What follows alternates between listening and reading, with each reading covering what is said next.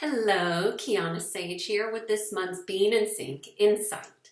So I want to talk to you about something simple. I met this gentleman on the plane when I was flying a couple months ago, and we were chit-chatting back and forth, and he was talking about how guilty he felt about his resistance to being in a committed relationship, committed being married, and which is fine if you don't want to get married.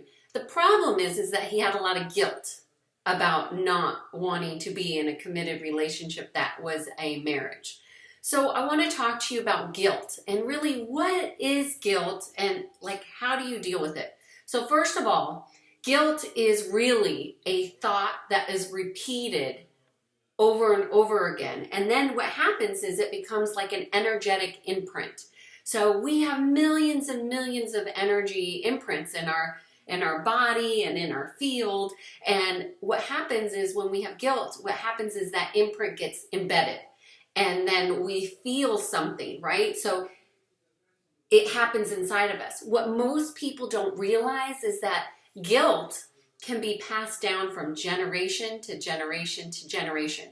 So although you might feel like, well, there's nothing I have to feel guilty about, I don't want to have a committed relationship, the issue is that there may be historically a family, a generation of issues of feeling of guilt. So then you feel guilty for doing what you want to do. Have you ever had that experience? It's very common, although not everybody has this experience, many do. So essentially, guilt is an imprint of energy that's tied to a belief system. See how it's passed down generations? Historically, it goes through our whole ancestry. So typically it doesn't feel very good. So you might be wondering, okay, Kiana, I have some guilt and I don't want to feel guilt anymore. What do I do? So the simple fix is this. Make a conscious choice to believe something differently. Perhaps reframe it. But it really is as simple as choosing to believe something different. And I'll just give you a quick story.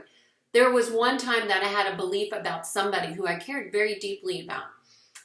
I did not allow myself to go to sleep until I can change what I believed about them, about what they did, about that particular situation.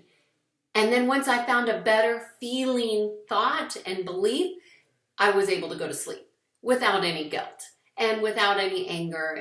But it's a practice. So I encourage you to be more conscious and make a choice about what it is that you're choosing to believe. And then you'll feel better with a whole lot less guilt. Cheers.